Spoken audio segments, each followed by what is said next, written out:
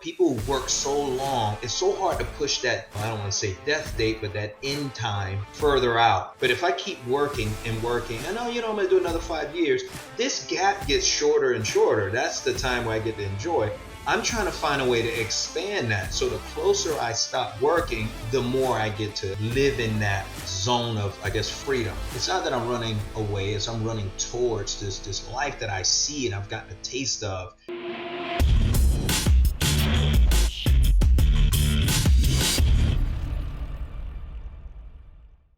All right, listen up. This is Jamie, and I want to know if you're ready to take control of your life and reach your full potential. Think about that. Full potential. Not maybe I can, but full potential. Gobundance has offered me and offers all of you the systems, tools, collaboration, mentorship, training, accountability, and community that you need to boost your success. With Gobundance membership, you're going to get access to the Gobundance training portal, member masterminds, the Gobundance toolkit, live interactive webinars, trips, private Facebook group access, which is super, super active. Wait till you check out the Facebook group, and Gobundance GoPods. My GoPod and I are insanely close. Take your life and business to the next level with Gobundance. Go to Gobundance.com today. Apply for membership. Trust me on this. Have the conversation with me or one of our other ambassadors, and we'll make sure that you're clear on the value proposition for you. Look, you feel like right now, if I invest my money, I don't know what the return is going to be. That's why you're holding it.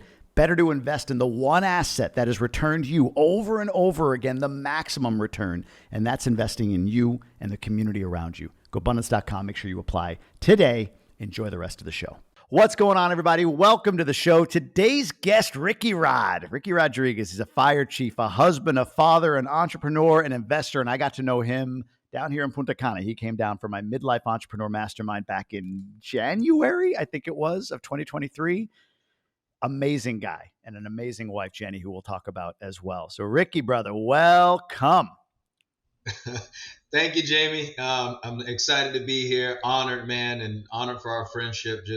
I'm super pumped. Yeah, man, it was amazing getting to know you, and we're going to dive into some of the stuff maybe we talked about down there. But let's get a little backstory. I went through a whole bunch of things to describe you: father, entrepreneur, investor, fire chief. Rickey Rod is the king of multitask. So let's give you some context. Where you're from, and then bring us up to what do you do? So I am from Florida. Born here. It's weird. It seems like everyone's a transplant here, but yeah. I was born here in Florida. I was raised by my mother primarily. My stepfather came in and really showed me what it is to be a man. I just watched him. He wasn't a big talker, but just watched him. We had a blended family. But it worked for us. My mother was a strong mom, still is strong. She'll tell you what's on her mind and don't give a damn about what anyone else has to say about it. I love that. Yeah. When you say real quick, what it is to be a man, that is such an interesting side topic here in this day and age. There's so much discussion about masculinity, gender definitions, the transgender movement, all of that. I mean, we'll see where we go with it. But what is it, Rickey Rod's version? What is it to be a man? What did he teach you? And what do you embody about being a man in this day and age? Man, I tell you, consistency. He showed up. Didn't matter. My stepfather, which I call my father, he never called out sick. In his, I want to say 40 something years of working, never once. So he was a guy that always showed up, dependable. If I had to say anything about him, dependable, consistent. He was a rock, a fixture in my life that just showed me. He didn't talk. He just did it. He modeled it, And so I didn't know when I was watching him that this is how you're supposed to be a man. But when you look back and over time, that's what it was. And he wasn't doing it intentionally either. That was just how he was built. And so to me, the consistency, showing up, being there, those to me are the qualities that make a man. And it's just taking care of his responsibility and his family without complaining. Yeah, I could see that in you. I saw that in you. It was really cool. A lot of us were talking about when we saw you and Jenny, off on the side or having discussions or whatever. There's this, when you're there with her, right? And I'm sure it's the same with your kids. but you do a lot of shit. So, you're a fire chief. You've got an investment portfolio. We're going to talk about sirens and scrubs, right? We're going to talk about all these different things you do. Well, let's do this. So fire chief is your day-to-day job. What's the work hours like for you? And then give me all the other things you do. Let's break this down. What's the Rickey Rod portfolio look like of shit you do? Gotcha. So for 23 years of my career, I was on a shift schedule, meaning I worked 24 hours and I was off 48, which gave me a lot of time in between. Now I'm kind of transitioning that I'm on a 40-hour schedule. So I work Monday through Friday, 7:30 to 4, which has been somewhat of a challenge for everything I do now. But I've slowly started transitioning out of a lot of what I do and relying on teammates and other people to kind of run some of the day-to-day functions in the other business.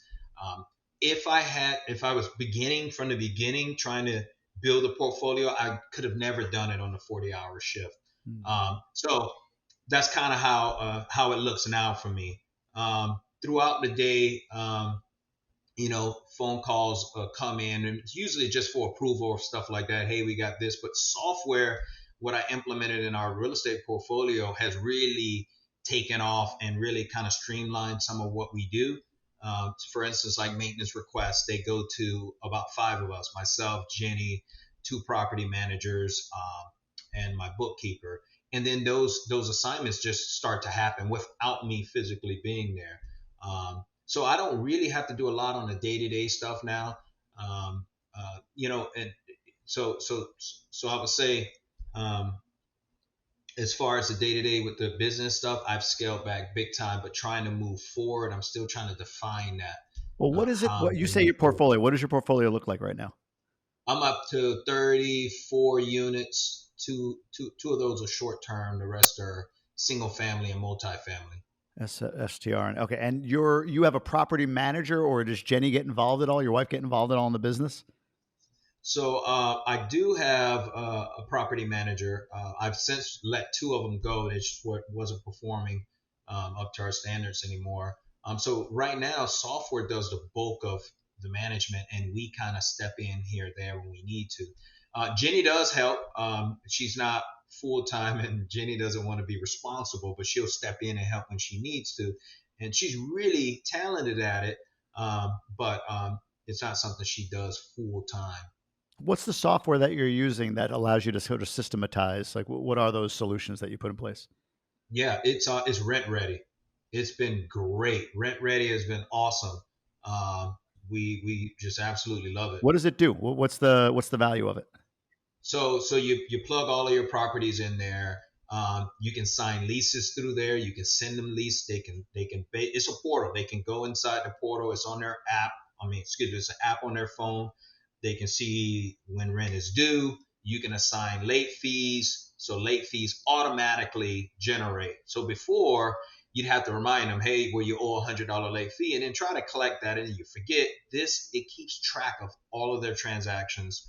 Um, like I said, lease signing, maintenance requests. They can actually get insurance, renters insurance through the app itself. Hmm. And there's some other cool features. They have a feature in there where they can help build their credit up. So it's very streamlined. Most people are receptive of um, of software, apps, technology now. So I even market. I don't even use real estate agents anymore and pay a commission or anything. I just put it out there, and it syndicates through Zillow, Redfin, all the different places. And I get a ton of applicants that we pre-screen before we even show them the property. And then once we decide they like it, we get the credit check, background, application. Everything is so streamlined and easy, and we just move them in. It's been great, and we do a good job screening. So therefore, we don't have the turnover that we used to have before when we were kind of manually doing it. Now it's really systematized and organized, and So, it's just a lot so you easier. got rid of two. You have one property manager still in place, or no? You've gotten rid of all property managers. You're just using Rent Ready. Yeah, so I got rid of two of them, actually 3 of them. So right now, currently, I have one in Michigan. No, excuse me, one in Oklahoma.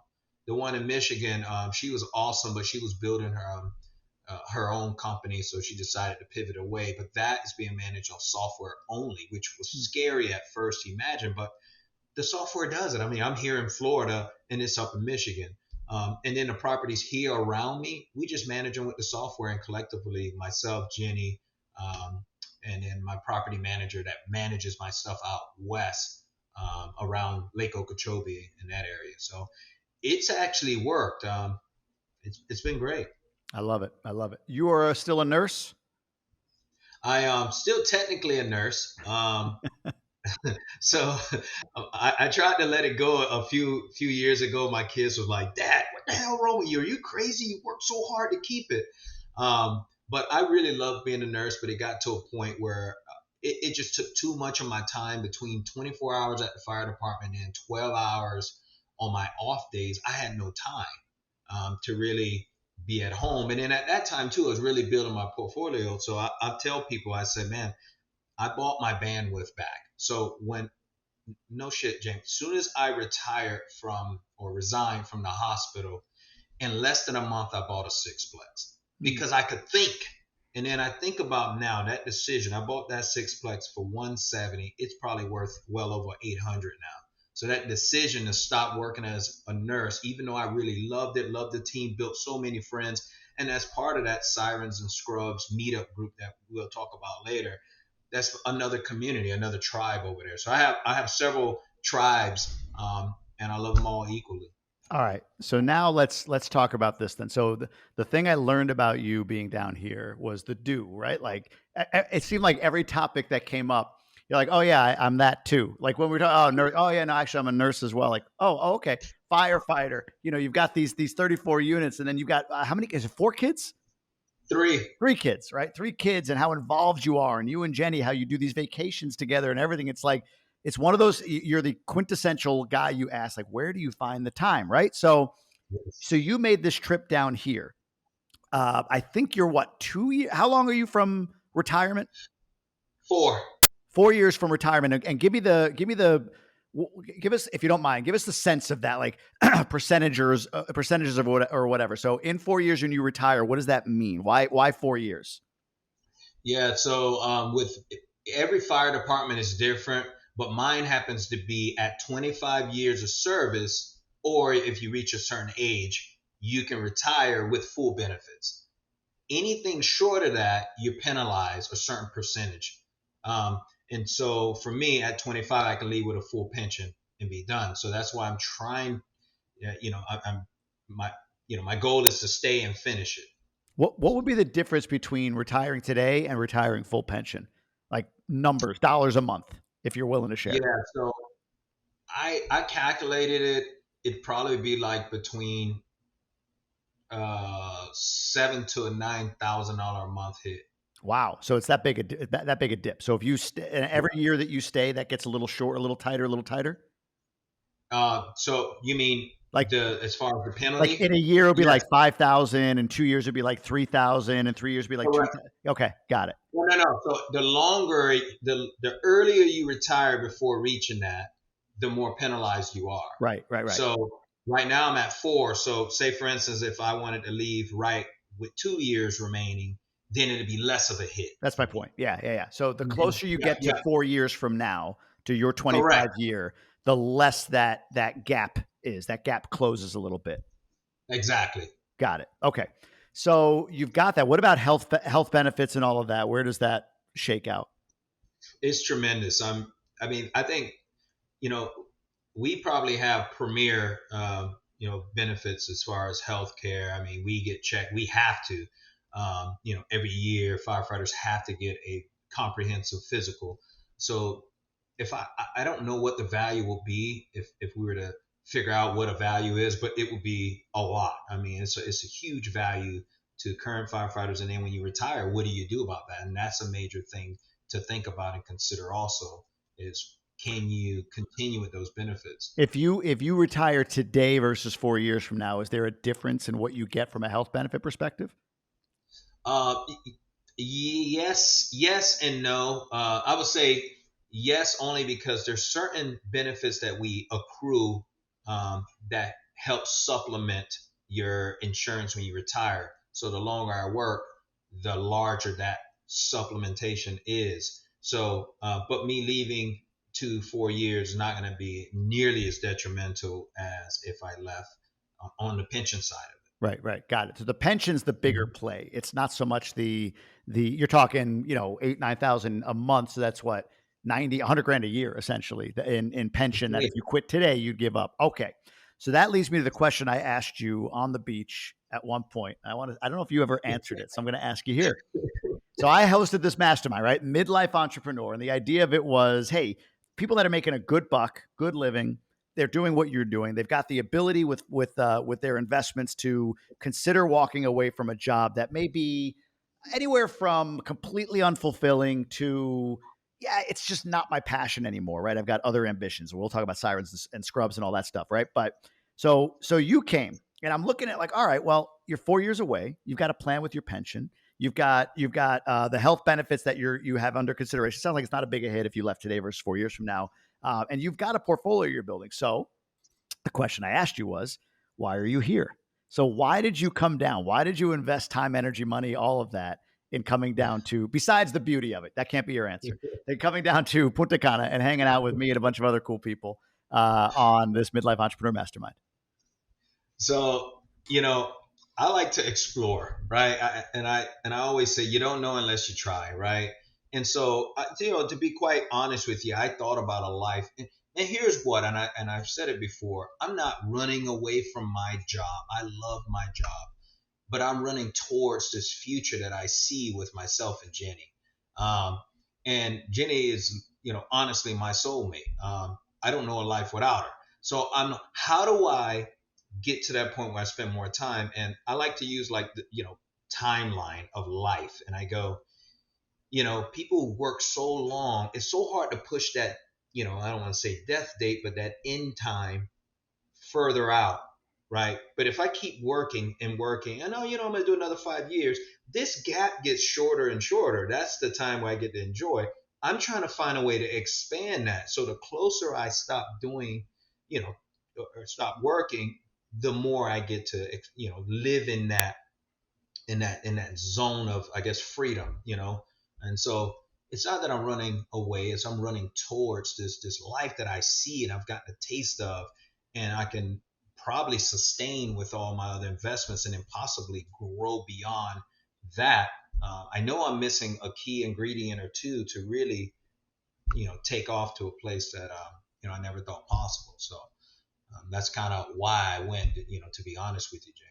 Got it. For you, what was the takeaway at the end of it? What did you come back with? You know, uh, I came back away with a little bit more sense of appreciation for what I have already, the relationships that I met with everyone else, really, and kind of being an inspiration to some people. We got to talk to on a private level, and then you and you challenged me a bunch of times and to do the math and the worst case scenario and things like that. I'm like, you know what, I could do it, if I wanted to, but I need to have a place I'm going, and I haven't defined that yet, and I don't know what that's going to be, but it's definitely not off the table. If I find a direction to take me into, or that could, I don't know. I feel like I need to have that direction first. And I talk about that North Star, and I'm doing it, still buying homes, still doing this. But I feel like there's some key ingredient I'm missing, or key relationship that I'm missing to help take off and, and do what I need to Man, do. that's interesting. So it's funny you say that. Like I think about this, like real estate. I talked to Emerge about this recently because I put a post up in the Emerge group, which for those that aren't familiar is sort of like the precursor to Gobundance, right? And I said, hey, what is the pillar that you're crushing it in, and what pillar are you struggling in, right? And the pillar they were crushing it in varied. It was like, I'm crushing it in health, I'm crushing it in adventure, I'm crushing it in relationships or whatever. But like all but one, I think, out of like dozens of people threw in like horizontal income, passive income as the thing that they're struggling with. And it was so clear to me. And even like what you talked about just now, it's like real estate. I mean, there are people that build empires on acquiring real estate, but by and large, they're looking at real estate as a passive investment vehicle, as a horizontal investment vehicle. And I love what you just said. It's like, okay, yeah, I got a bunch of real estate. I got 34 units. We've got our short-term rentals. We're going to continue to acquire. We'll find stuff. It's going to build our wealth. It's going to build our cash flow. But it's not like what I'm going to do. Like, I'm looking for everything I can do not to have to do anything with it, right? Like rent ready, or having a property manager between you and rent ready, right? Like, so, Yes. so it's what I'm going to do. So that's what we talked about. It's like, listen, the answer to horizontal income or passive income, and I've learned this, is really good, fulfilling vertical income. You know, so like what you do, you love what you do. And that's why people are like, oh, you hate jobs. Like, I don't hate jobs. I hate people being unfulfilled by jobs, right? Right. So if you have a job you love, or a business you love, or a vertical income stream that you love, maximize that and pour it over to your horizontal, right? So for you That's now right. going forward, you're looking for that thing you're going to do. It, to me, from the outside, Sirens and Scrubs, the alarm, or not the alarm, the training business that you have, that you've Hmm. started in Atlanta and has so much potential, that feels like it's exactly the run toward thing for you. Talk about Sirens and Scrubs, and why are you not identifying that as a run toward? I guess because right now it's Well, what is it first? Talk about Sirens and Scrubs first. Define it. yeah, yeah. Thank you, Jamie. Sirens and Scrubs is a meetup group, and it's just where we kind of give back. I don't charge anything. We're there. It's very casual. We meet at a brewery, a local brewery here, and the group has grown significantly. And we just, I challenge them. What's your challenges? How can we help you? Here's a story that can help you. Kind of inspire people to start.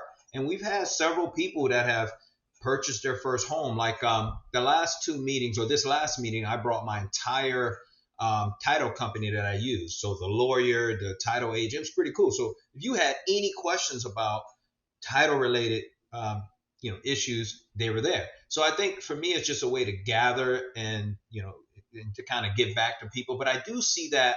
I don't know if I formalize it. I don't know how I do that, or keep it basic and keep growing the membership. But at some point, I don't know if I should try to attempt to monetize it, but I don't want it to come off feeling that way. So that's why I was talking to Grant about developing a course Yeah. where it's something where 98% of what I do, I give it away free. But here's 2% if you wanted that extra level to where it benefit you and it also benefit me too. Now, so because this is first responders who are looking to create passive income or get into real estate Correct. investing specifically. Well, I think you hit it. Mostly it's real estate specific, but I think that's because that's what they see. That's the sexy thing. But I think in general, right? Business acquisition, real estate, and so that's what I want to do, because a lot of us, we retire, and sometimes we'll retire with a nice chunk nest egg, and then we just spend it all instead of investing it and taking that money and using the cash flows off that initial investment to pay for your toys. And it's a lot of us like that. We just don't know what to do. It becomes part of our identity, and it can be very strong to break that in our first responder world. So I want them to kind of start peeling away from that a little bit and doing some other things. Okay, I am more than just a doctor, a firefighter, a nurse, or whatever it is, a police officer. I also do this on the side. I own these many properties, and I'm helping other people, and I'm part of another tribe instead of just the single tribe. So then when they retire and they no longer have the badge on, then we end up into a whole other set of issues, and that's on the mental side. We really haven't even discussed that. But so I feel people need to do different things along the way and not just stay focused on just one thing, at least in my experience. It's funny. So it makes sense that you're teaching financial literacy, if you will, or how to build wealth to these folks. But you just mentioned maybe mental, emotional. What is your fear for folks that don't engage in something like this, like Sirens and Scrubs? Yeah, so the numbers are there, and all of us in the community, we know it. Firefighters in particular, and I don't know the numbers for the other industries, but us as a whole have really suffered at the hands of suicides. So, and there's a bunch of different theories about why it is happening, and how to prevent it. But I think a lot of it has to do with identity. And when people retire after they've had purpose, so say for instance, someone's a chief and everyone calls them chief. They don't even have a first name, right?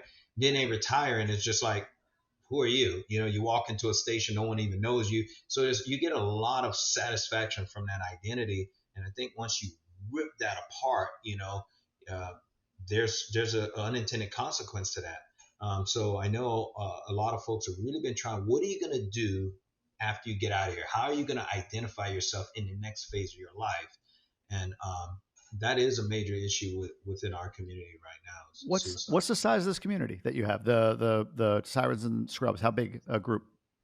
So I think our members, crap, I want to say we got to be at least 40 to 50. It could be more than that. I can't remember. Steadily, we get about 15 to 20 that are there all the time, and it's just growing more and more and more as people discover it. Because I really don't push anything out, Jamie, much. I throw it on my social media, but I'm not the guy out there advertising, hey, come to my meeting. I really want it to be authentic. So, in everything I've done, I've never been the guy to go out and put it in people's face. It's authentic. I think I may build fewer relationships, but the relationships that I have are very deep with the people. And I think, you see that when we communicate, they feel like they know me. I feel like I know them.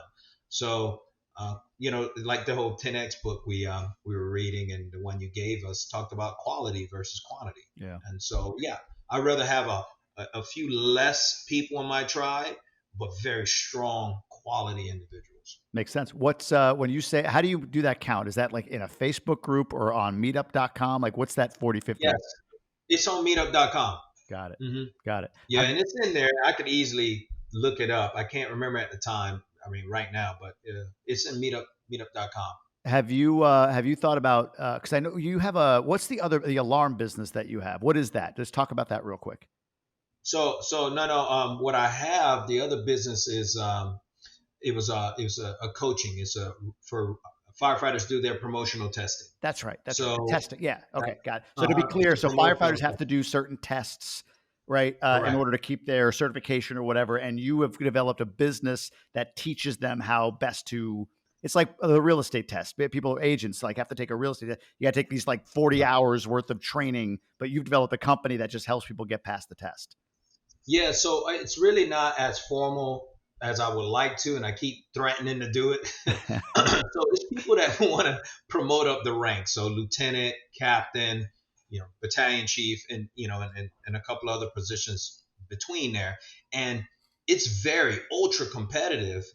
So what I do is I help people on the written portion. There's two portions. There's a written portion and there's a practical portion. But I truly believe that if you get people prepared on the written, they're going to do well on the practical. And it's shown that. I've been doing it for 10 years. And I think I probably help more people on the written side than anyone I know. And it's been, it's been proven. So I was going to really professionalize it and systematize it. I'm missing that key ingredient, that key person, that integrator to really help me go, okay, I'm a visionary, but when it comes to the technology part of it, you bog me down and then I don't do it, Yeah. But that is something that I have considered expanding upon. Yeah. What's missing from that besides like having an integrator, but like from an excitement, like when you talk about running toward, why is that not something you would run toward? That's a good question, Jamie. You hit me. I just don't think I just think I just haven't thought about it. It's on my list. It's just further down a little bit. So I would say, obviously your family, things like that, and then that testing business here. But I think if I can get the Sirens and Scrubs really growing, that may motivate me to possibly expand that. And it's been successful where it's at. That was my next question. Why is Sirens and Scrubs not something that you see running toward? Yeah, it should be. It should be, honestly. And so I think as I continue to grow that community, and then, started to offer some other coaching and mentor programs out of that, growing it out of it. I was so inspired by the active duty guys. I can't Actively remember their passive name. income. Yeah. Oh ADPI. man, I was fired up from that podcast because they're doing what I want to do, but from a military perspective. Yeah, Yeah. so No, it that should be. makes perfect sense. Well, should when you say should, I wonder is it like it should be because it makes sense, but is there Mhm. just something maybe like I just don't want to. That's just not where I really want to be. I don't know. Like when you say should be, is it like it should be, but I'm afraid? Like it's absolutely. It would almost be like I say, I want to grow the podcast. I want to be a huge podcaster, right? So if one day it popped finally, and it's like wow, the opportunity came, but oh god, I'm afraid, right? Like it's right in front of me and I'm Yeah. afraid because it's what I wanted, and I'm just scared. Or is it like, oh no, you know what, actually maybe I didn't want this? Where is that? Where is Sirens and Scrubs for you? Is it like you're afraid of the potential because honestly this could be a huge thing, and wow, it's scary to think that this idea could actually create what I'm running toward? Or is it I don't really know if my heart's in this? I I think my heart is in that. I think I probably feel that more that way with my coaching business. Do I think more of that? I would probably say I feel that way to where I'm afraid of its potential because I know there's a lot of potential there. Sirens and Because Scrubs, you mean? Sirens and Scrubs has a lot of potential. the Sirens and Scrub has a lot of potential, but I was referring to the fire officers Oh, test prep. That's gotcha. the coaching. That has tremendous potential if I expand it out. Right now, I keep it local, and it does very well locally. And I haven't even attempted. I don't do any advertising or anything like that.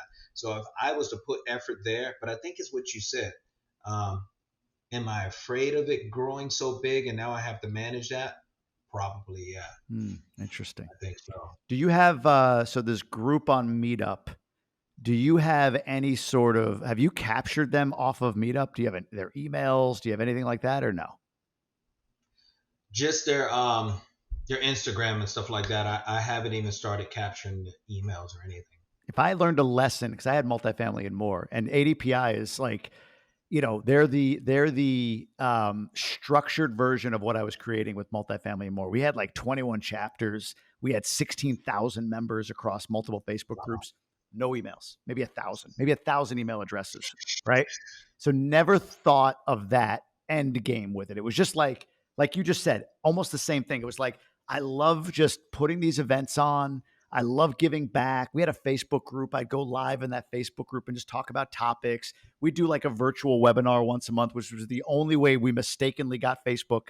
I'm sorry, we mistakenly got emails because we would do a webinar. People would have to register. I'm like, oh, we got emails. Then we didn't do anything with it. We didn't send any kind of nurturing emails to these folks. So just a complete like completely missed an opportunity to I don't know to at least put it in position to one day become a real business, right?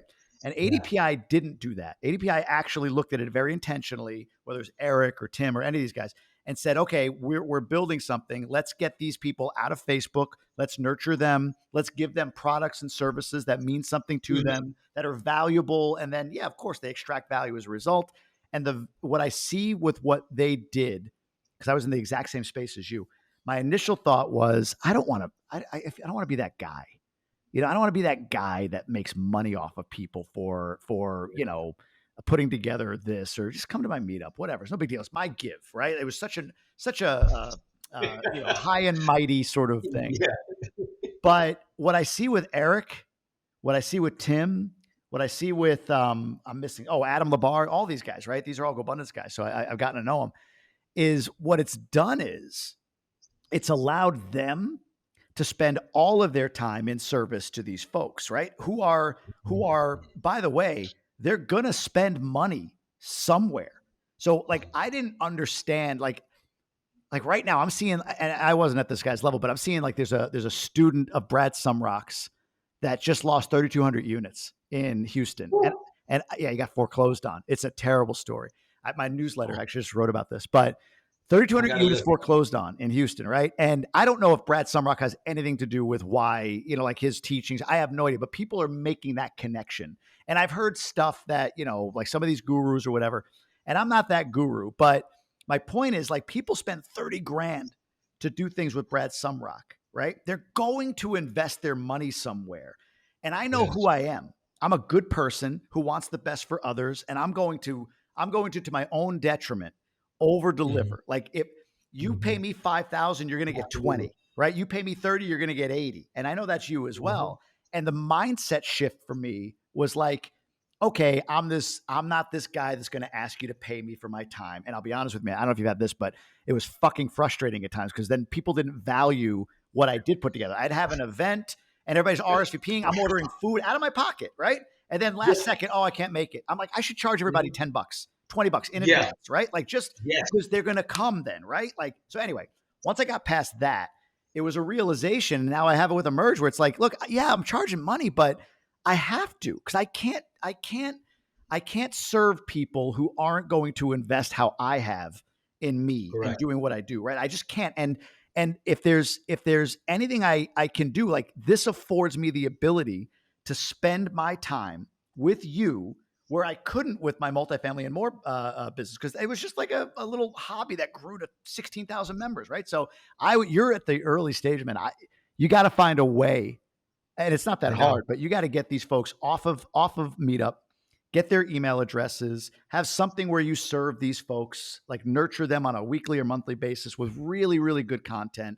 Because there's going to be a point in time where they're going to say, hey, man, I'm going to go join XYZ Mastermind to teach me how to house hack. And you're going to be like, dude, I could teach you how to house hack. You don't have to spend 20 Correct. grand on that, right? Like, okay, I'm going to put together this program, $500 a month, whatever, right? Like, where at least you are now taking care of them and their money better than probably most of these gurus. So I think you have a responsibility in some ways, to monetize Yeah. this thing at some point Yeah. because you're a good-hearted person.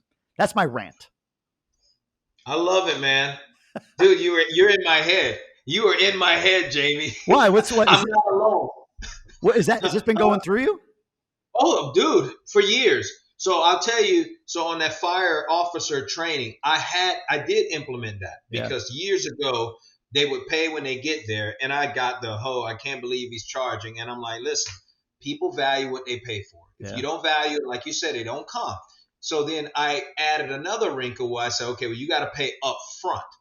It wasn't so I can line my pockets. It was so they show up. I want them to show up because I know if they show up consistently, they're going to kick ass on their test, which they do. So that momentum, and I had people that didn't come. And like I said, I'm not offended if maybe it's not for you. I said from the beginning, maybe this isn't for you because it's not for everyone. But I respect that. But I want, if you're going to commit, commit. I don't want interested people. I want committed people. And so it showed. But how do I do that now? Thinking like what you were just saying, how do I do that on the Sirens and Scrubs in the future? Is definitely something that Yeah, don't think about sometimes. monetizing it though. That's what I mean. Like, maybe I didn't. So I would say, set it up so that you can, but Mhm. don't think about monetizing because if you listen, you build this thing, you got an email list, people are hearing about it. Maybe you put a Facebook group together, all free, all just because you enjoy Oh, it, right? All of it, but you've got the ability to nurture this audience, and it grows to 80, 100, 200, 400, 500, 800 people, 1,000 people. First responders in your area, maybe a couple cities north and south of you, whatever, right? And it gets some momentum. Well, at some point, you'll understand. Like I just told you, all the people in my Emerge community are worrying about horizontal income. Well, you know what we're doing in Chicago in October? Our event will be what's that? centered around how to build passive income, how to build cash flow, right? Like that's the event. But I have scale. I've got hundreds of people who have told me their Yeah. needs. So I'm going to create the product or the service or the event to fill that need. Same with the Midlife Entrepreneur Mastermind, right? Like there's Yeah. enough people out there making 200 plus, doing really well. They got a side hustle. Yes. They're kind of 35, 40. Well, I'm going to put this together and I hope and think I over delivered on the value, right? And bring people down because I know that I can help. We had two people quit, three Correct. people quit so far, right? Since coming back from that event, so it's cool. Like that's the results. But my point is you get Yes. 700, 800 people, you're Yes. nurturing and discussing this, what their needs are. And at a certain point, whenever 2 years, 3 years, 4 years, when you retire, you can introduce something to them to Mhm. say, all of you need this and here it is.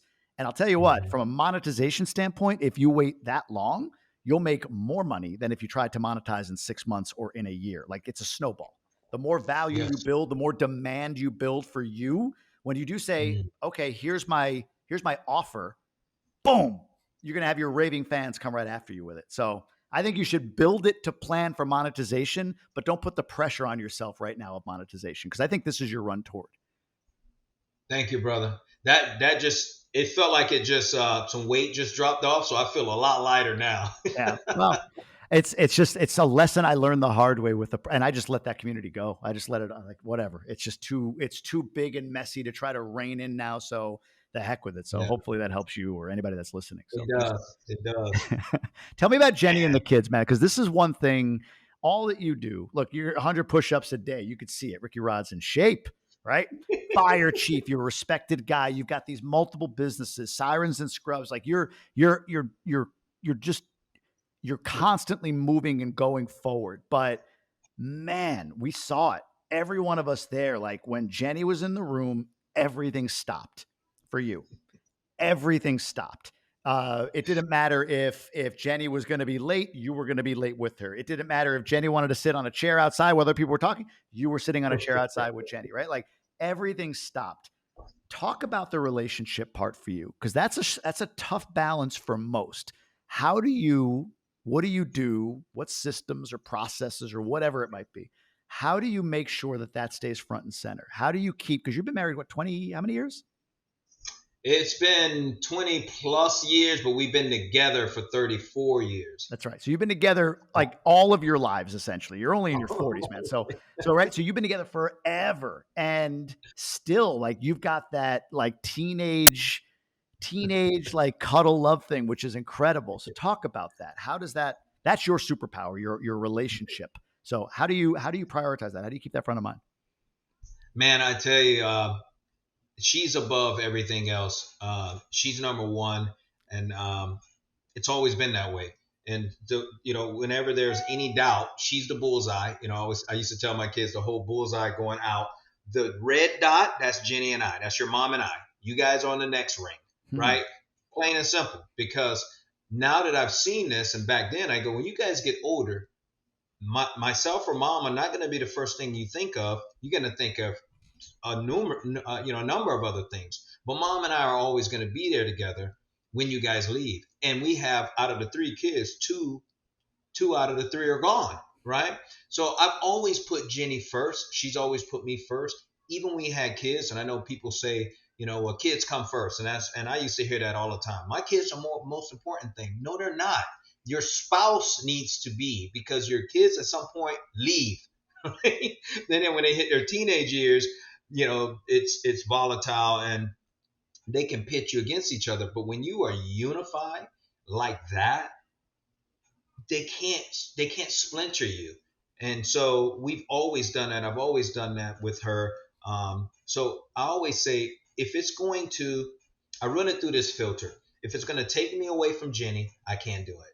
If it's going to make me so busy that I can't be with Jenny, I can't do it. Hmm. If it's going to hurt Jenny, I can't do it. If Jenny's not on board, I can't do it. So even times I try to really push her to something and she doesn't want to do it, it's up to me to figure out how can I figure out a way to give her a different perspective. So once she's on board, then I'm all over. So I think just knowing each other since we were 11 years old um, has played a major impact. I don't see a life or future without her because we've been together for so long. I've never been a bachelor because I was with her. I've never had my own bedroom because if I wasn't sleeping, sharing a room with my brother, I was sharing it with her. And then I've never had kids. We've never been an adult without kids because we had our first at 17. So there's no stories about, hey, you're telling a story and you go, well, this was before your time. There is none of that. I don't know. It's always been with her. Hmm. And I think we just always prioritize each other. And one thing that we do is we stick to habits really good. So one thing I call it my walks with Jenny. I don't give up my walks with Jenny. We walk every day because we get to synchronize, upload, download in each other, see how our day went, and then it releases endorphins. And so no matter what it is, we're always together. And um, I just think that this is my true calling. Did this come to be, or has it always been? Meaning, like, did you go through a season where that wasn't the case and you right sized or corrected or decided that this is what it's going to be, or have you always been, she's the center of the target? She's pretty much always been the center. There was a couple of tumultuous years when we were in middle school and high school, Sure. but as adults, there's never been anything else. It was very Really? clear. Yeah, it's very clear. Once we became adults, and I think the best thing that ever happened to me was having my son. I remember walking around high school with my son, and we got some judgmental, comments and eyes, but it just forced me to think of something besides myself. Hmm. So the best thing that ever happened to me was having him, and I don't recommend that. And I definitely told my kids I don't recommend that. But for me, where I had come from and some of the background I had, this was perfect. It really centered me. What do you fight about? But what we fight about is me trying to get her to do more business. Right. Really? So Jenny, yeah, I mean, maybe I'm sure you had to see it there. Jenny is living the life, right? She already is living her dream life. And so I'm constantly trying to do more. And I say, honey, just dream with me for a second, right? Because that's the only way I can get her to listen to me sometimes when it comes to me saying, all right, well, let's buy this business and I'm going to buy this house. And would you mind running this part of the business? She's not having it. She's living her life. And she's, I think I've learned a lot from her about contentment. And she reminds me a lot that, she'll, when we doing our walk, she'll tell me about what we have and she'll say it out loud. Well, you have this and we have that, and the kids are safe and the kids have this and the kids are, and you have your health. And then it kind of hearing it out loud, hearing her tell me reminds me of how good we have it. But those are really the only things we argue about is, hey, I'm thinking about buying this, or what if I sell this and buy, this, commercial building, it's like, well, she'll say something like, well, isn't enough enough? Hmm. Well, yeah, but I want to do this with you and I want to take you over here. So everything I do, Jamie, honestly, the higher my vertical and then the further my horizontal allows me to do more of those activities with her. Because I don't go on guy trips. She doesn't go on girl trips. We go together. Hmm. So the more I can expand, our income and our resources, so to speak, the more I can, those grander trips for longer periods of time. So I think that's what's always been my North Star is her and making her happy and fortifying our relationship. I love that, man. So, how many of your ideas out of 10 that you need try to convince her of are you unable to do? I love probably eight out of 10. All right. Well, then how do you not build resentment? So I tell you, I have built resentment before. And it's just, at a certain point, either I hear podcasts or I read a book or I'll watch something on TV and I'll go, you know what? Maybe I shouldn't push her, And so, but I have, without a doubt, I have built resentment when I felt like she wasn't supporting me, because as men, we feel like if she doesn't do it, she's disrespecting me or, she's not supporting me. And here I am, I'm working my tail off because I've always been the breadwinner. And I've always been the one to go out and, drop the wood or, kill something, drag it home. I've always been that guy, right? That's what I do, right? Even when it was 4 or 5 jobs, right? Getting W-2s, 3 and 4 W-2s. I even threw newspaper. Mm. I was a fire chief, still working at the hospital, still throwing newspapers, right? And at some Wow. point, I'm like, wait a second. But I did what I needed to do to put us in this position now. And so she reminds me because I told her back in the days, we're sacrificing now. So in her mind, we're enjoying it now, you know? And so that's where she's at. But us guys, we're constantly pushing, go, go. Then I hear one of your guests on a podcast. I'm like, oh, I got to be doing this. I need to do this now. And Well, let me ask this: can you think of any? I don't know if you can, but can you think of anything that you were like gung ho about that she stopped you on that you didn't do that you're glad? Is there anything that you could think of like, oh, I was ready to do X, but she killed it, and I was like, God damn it! But you know what? Thank God she did. Do you have an example? Yeah. Oh yeah. Fresh in my head. So we were this close to buying an Anytime Fitness, Oh yeah. like an Anytime Gym. And Jamie, I through Emerge, I can't remember his name right now. I can't remember his name, but listening to him with business acquisitions. Oh, Joe And Wexler. nope, the other guy, he got a big Oh, beard now. Nigel Geisinger. Nigel. Nigel. Yeah, yeah, yeah. So I even reached out to Nigel. He was courteous enough to respond back. This was what I was gonna do, Jamie. I was gonna do this. My wife was gonna work. My kids were gonna work in there. It's gonna be a family business. First brick and mortar. It's been on my my not to do list, but my goals list for the last 3 years. Buy a brick and mortar, not real estate, an actual brick and mortar. And I was pushing so hard. And I went through it 2 times. So the first time I push, didn't know what I didn't know, backed out. Then I came back with vengeance, right? I was in Emerge at that time. Read everything I could, read books on how to acquire these things. And my wife the whole time was like, "You sure you just don't want to buy more real estate?" I'm like, well, well, that's easy. You already got all the systems, and this, you sure the time commitment, and I don't know if I want to be there all the time. And I'm like, no, honey, this is it. This is what I do.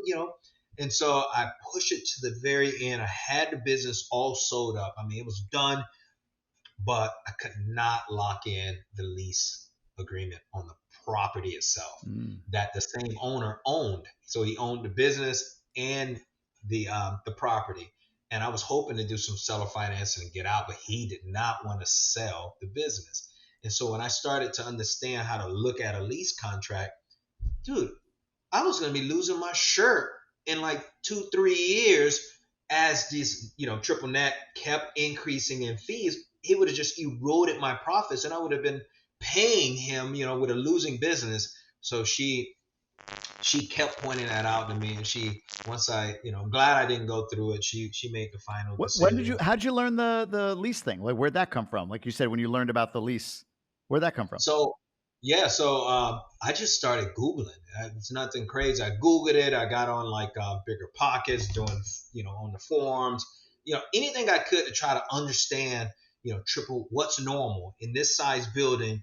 Is a triple net normal, or can I do, like, I learned all these other ways of structuring it, which he shot down, and then trying, okay, well, how can I negotiate to get it down? But every year the increases in the insurance, in the property taxes, and just in the actual rent would have meant I would have had to bring on, I forgot the amount, 20 or 30 new clients every year just to cover those increases. Wow. Not even for my additional profits. Yeah. So as I started doing the math, I'm like, oh no, Jenny was right. She was right. I think I took her out to some fancy restaurant to celebrate. We got our money back, not all of it, right? Because he charged me, I forgot what it was, a cancellation. It was in the contract. I was happy to pay it. He was an honorable guy. It just didn't work, but that was one that she saved my butt on, man. What did Nigel say? Was he like, "Go do it"? Yeah, Nigel, because he didn't know the lease piece, but the actual business itself, he was like, "Dude, you got something. You got," and the formula, it was, how we had like a 1% where they have 1-2. I just can't remember right now. But he's like, yeah, that's a 1.5 or whatever it was, right. Deal. Go for it. But I didn't think about the lease component, but it increasing every year. But it was pretty cool, man. I learned a lot about business acquisitions, and I'm still still interested in it someday. Yeah, no, I get it. And now to flip it around real quick, is there something right now that you've been wanting to do that she's been saying no to, that you're still like, gosh, she's not getting it. I gotta find another angle. Is there something you're working on right now? So not really, because I'll be honest, after we came back from Dominican Republic and your event, I kind of stepped back. I really limited my exposure to outside. So I limited podcasts, I limited reading stuff. I just wanted to kind of kind of level out and see Why? what I wanted to do. You know what I mean? Why? You Why? said why? What prompted that? Yeah. Yeah, I felt a little overwhelmed because I was indecisive of where I wanted to take, where was going to be my next, where I was going to take my business. You know, I'm sitting on these 34. Do I sell and get into commercial? Do I sell and get a syndication? I've always been a guy that's done it on my own. We don't have partners. We own everything we own outright. Now, I will say I have one partner. That's my son. But one of my dreams was for us to build. So we have a family LLC, you know, that we have one property. That's a big Orlando, beautiful home. So eventually I want to just do that, but that's with family. But for everything else, it's always been us, right? I always thought of, you know, the only ship that won't sail is a partnership has been in my head. And trying to get past that, knowing that I'm the lid, you know, and I need to remove the lid so I can grow more. So it's that all of that I've been really contemplating. And then with the new change in my job, so I had a lot on my plate, a lot to think about. What direction do I want to go? Am I content, or am I faking to be content? And I really want to go somewhere else. So you know, it's been a lot lately coming at me. So have you landed on a decision on are you content or are you pretending to be content? I'm not content. I'm pretending to be content in my real estate um, aspirations, but I'm extremely content with my family life. Yeah. And so those always are like this. If I need to sacrifice family time temporarily, I can, but I need to have a definite end goal. But if it's something that's really going to tilt the scales, I won't do it. So there's a lot of things I look at and I go, that's going to take too much of my time, not doing it. What about this? Too much of my time, not doing it. You know, so been really selective and picky about where we actually go. That's inspiring, man. I got to learn that. That's the next big learning for me is the power of no. I just watched Alex Hormozy put a video. I just sent it to my pod. Mm, And it said like seasons of no or the season of no. And he was saying how like it's not forever, but sometimes you got to go through a season of no. It could be 3 months, could be 3 years, could be 2 months, whatever it is. But where it's just yes. like no, even like, and he makes this point. I think it's so true because I think this is the fear. And it's made me think of one opportunity right now that I have that I've said yes to. And I'm like, ooh, should I be saying no to Mm, that? But it's sort of like, well, if you're afraid that, this person or this opportunity or this connection is like, I got to say yes to this because if I don't, like, I can't lose this. If you say yeah. no and focus and build what you're building, that will still be there because now you'll be shoulder to shoulder, or maybe you Mm, surpass, right? And like you forget that you even had that opportunity. Like I forgot that I said no there because it's irrelevant now, right? I've grown past it. yes. It was a really, really good introspective. That guy, man, I love listening to his stuff. Yeah. Introspective video, and it was short, 6-7 minutes. So encourage anybody to go listen to it. But that sounds like it's more your default. Like it's funny, as much as I see you do, there's a lot of no. It sounds like that you filter because of Yes. center target, family, Jenny, and then the next ring out, the kids. Yeah. Absolutely. Absolutely. I'm constantly talking to myself, but that is my filter, and I'm telling you, Jamie, I don't break it for anything. You know, and that keeps me grounded. You know, keep her happy, I'm happy, and it's one of those filters. It's a core principle of mine that family, wife first, then children, then family. Mm. You know, if there's a conflict between them, I'm like, who's in the bullseye? Oh, Jenny trumps it. She wins. And I'm sorry, that's just how it is. That's And incredible, man. I love that. That's a great standard to live by. So, all right, Sirens and Scrubs. How do people? Is there a way to learn more about it? Is it go to Meetup and search it? Like, what's the best way for people to learn more about what you're doing with Sirens and Scrubs? yeah, if you go to Meetup, meetup.com, you can search it, Sirens and Scrubs, and it'll pop up, and you'll see me and Jenny on the front cover. And then also, if people can see us, I have a link on it in my social media, my Instagram at Rickey Rod. They can see it there and click on it, and take them there, and they can sign up. And then some people, if they don't want to commit, we've had people that just kind of showed up. Hey, I'm good with that too. You know what I mean? You don't have to actually click on it, but if you click on it, obviously you know when the meetings are, when we put pictures out, or any notices that we put out. So And this is West Palm, correct? actually, it's a city called Port St. Lucie. Oh, Port St. Lucie. Um, Okay. yep. So That's Port St. Lucie. spring training, right? Met spring training home. Yeah, exactly, exactly. We it's so funny, right? Because when we've been here now almost 20 years, we grew up in West Palm, and I work at the fire department down that area. But I used to say Port St. Lucie, and people look at me like deer in the headlights. Where is that? Now it is blowing up so much. People actually know what it is now. Yeah. So it's pretty cool. That is cool. That is cool. You got it in a good time. So, all right. Yeah, At Rickey yeah. Rod on Instagram, correct, is where people can learn more about sir. you, kind of follow you and do all of that.